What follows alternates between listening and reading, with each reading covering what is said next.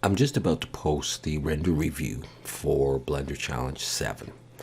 And while I was making that, I made a comment about dissection.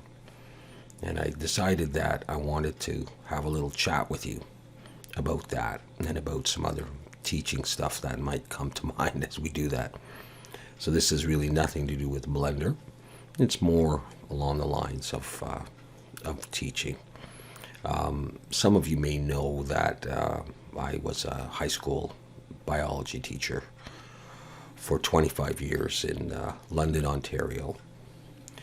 And I taught night school and summer school, and I was a full-time day school teacher as well. So I was pretty busy for a long time, dealing with everything from grade 9 to grade 13 at the time in Ontario, and then eventually they got rid of grade 13 and it went up to grade 12, which is probably the way it is in a lot of places in the developed world now. And throughout all those years, I dissected with my students. Dissection started really early for me because I was interested in becoming a doctor. I think a lot of science teachers want to be doctors when they start out, and some of us go through that way, or maybe we change career paths and decide, I want to teach, and that's what I wanted to do. But from a very young age, I was interested in science and in medicine, and so I have a lot of experiences with dissecting on the back picnic table and finding worms and frogs and stuff like that, and using primitive tools to cut them open and to have a look. And so very early on, I lost any sensitivity that I had to doing that. I always found it fascinating and educational. I enjoyed it. I learned from it. And then I wanted to pass those skills on to my students. And of course, throughout the years that I taught, at least up until the last couple, dissection was for a while, it was a mandatory component. And then it became less so, and students could opt out of the dissections. They couldn't at first, not really. They could opt out if they had special reasons or ethical or moral dilemmas with it, and they were given alternate tasks to do. Things like doing some research online as the internet came on, because it wasn't always there, believe it or not. Textbook work, worksheets, videos, and then later on, computer simulations. But I, for a good portion of my teaching career, was very pro dissection, and for good reason. I don't know about good reason, but the reason was I couldn't think of anything that would replace that, skill, and really seeing what was there, from the sights and the smell and the tactile aspect of it, learning to use the equipment. And, for the majority of my teaching, there was no real good dissection simulation. There were some, computer programs that had graphics in them. You click a button and it points to the stomach or whatever. But it couldn't replace the real dissection. But as the years went on, it started to bother me more and more. And the problem was, you would think that a teacher has a lot of power and control in their own classroom, and they do to some extent, but there's always the powers that be above you. And even if I morally or ethically didn't want to teach dissection, I had to. I was told that I had to. I could offer alternatives to students who wanted to do it, but I was expected that I would teach dissection and my students would dissect. That may be, I mean, I've only been retired for a few years now. That may have changed. I don't think it's changed that drastically, at least here in Canada. And so I was faced with a real dilemma. And it wasn't only the dissection. And when I talk about dissection, throughout my years of teaching, we did everything from earthworms and frogs, usually in the more junior grades, and at some points early on, we even did some pretty sophisticated mammals. There were cats, there were rabbits, there were rats, mostly in the grade 11 and grade 12, and of course the fetal pig, okay, the unborn pigs. I had lots of students that would break down in tears. I had students that would just leave the room. I had students fainting, but, throughout most of it, I took a hard line, look, I'm pro-dissection. I believe in the value of it. And I personally found it fascinating and wanted to do it and wanted to show people how to do it because, you don't just get in there and cut stuff open. You have to learn how to use a scalpel properly and scissors and how to hold things and when to use what tool and how do you tease tissues and organs apart gently. And so those were skills that I thought were important. And they have been important over the years, I think, for people to progress into medical school and to become surgeons. I can't think of how you could replace that and still have people with real good skills. Maybe you could restrict that just to medical school. But really, do you want to start at age 22 or 23 or 24, the first time you ever picked up a scalpel? Okay, maybe you dissected a flower. Now, of course, if you did a flower, you probably did it in elementary school, in grade 9, and that was it. So, as the years went on, I became more and more against dissection, and it wasn't just dissection. Think of the microscope slides. Have you ever thought about that? I'm not talking about bacteria or cross-section of a stem. What about the tissues? Some of those are going to come from bodies.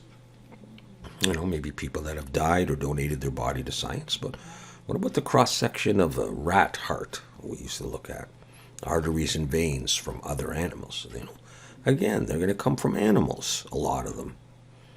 And so then I started saying, geez, I don't know what kind of microscope work I can do.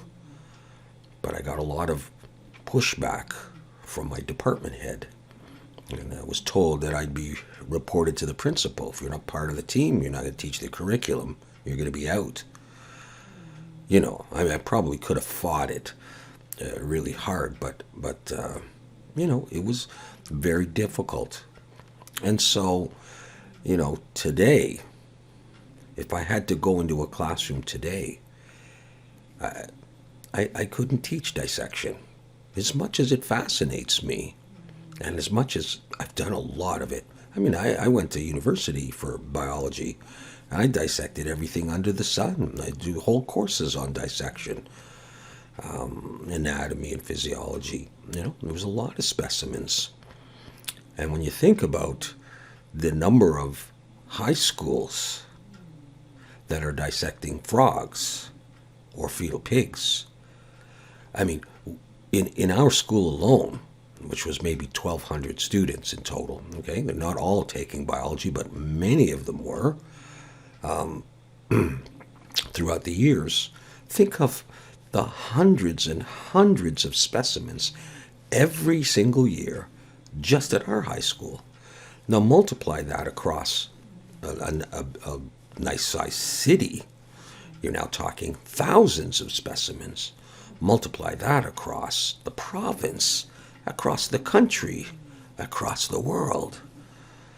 You know, you're talking about a huge number of animals, that are being dissected.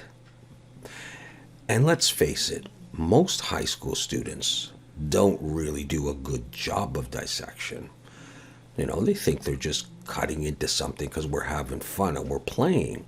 They don't take it all that seriously, and they don't do a really good job of it and learn probably all the things we would like them to. So there's a lot of waste in it. There's a lot of, not really the correct mindset. If there is a correct mindset, morally, ethically, while you're doing this. I mean, it's like, does it help if I say a little prayer while I dissect? Does that make it all right? Does it make it better? Maybe, maybe not. Probably not. Not to the animal that gave its life for this.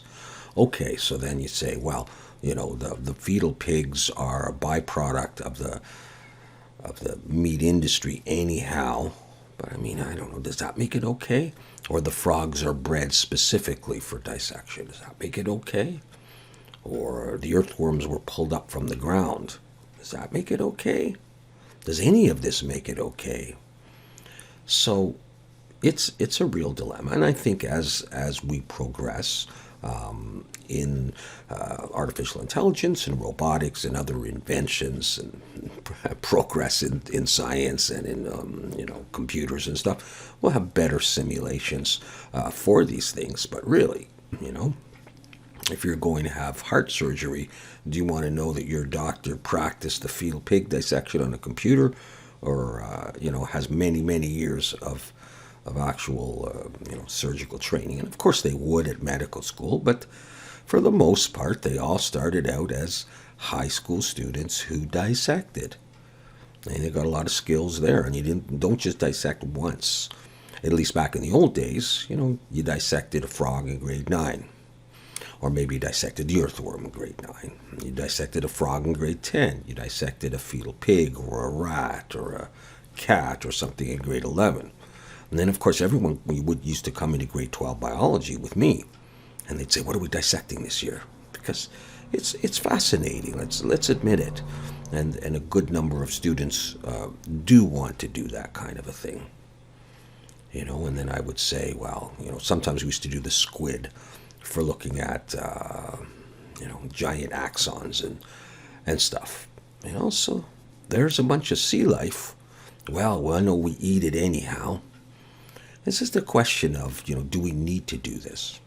We also used to do the sheep brain, because in the grade 12, you're going to study the nervous system and the endocrine system, at least in the Ontario curriculum.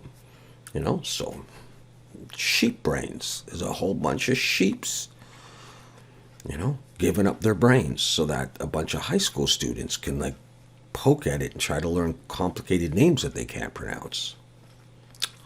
And once again, like I say, the slides. Well, okay, but slides is, it's not living material or anything. But it comes from somewhere, doesn't it? So, yeah, I mean, I don't know what the answer to this is. I haven't really thought about it much. I'm doing more Blender and dealing with my kids. But as my kids grow up, I think about them going in and dissecting. And, what does that tell them about living things? There's two sides of it. On the one side, it's fascinating, and it can lead to a greater respect and admiration for living things. But on the other hand, it also teaches them that humans are at the top of the food chain, and we can slice and dice anything we want. Is it right for my daughter to cut open a cat because it's dead? Does that mean that she's going to see a stray cat and take better care of it, or be more concerned about animal rights? When I say, go cut this up and poke around the stomach. It's a real issue. I think it's more of a recent issue. I think in the past, people just did what they did, and we have all these great scientists and great surgeons that came up over through the years with a background in dissection, and we owe a lot to those people. But in recent times, people are questioning these things, and solutions will have to be found. In the meantime, I'm now retired, and I am not hurting any more specimens. I did enough damage. Hopefully, I did some good somewhere, but I did a lot of damage, and I'm sorry for that, and that's why I'm talking about this.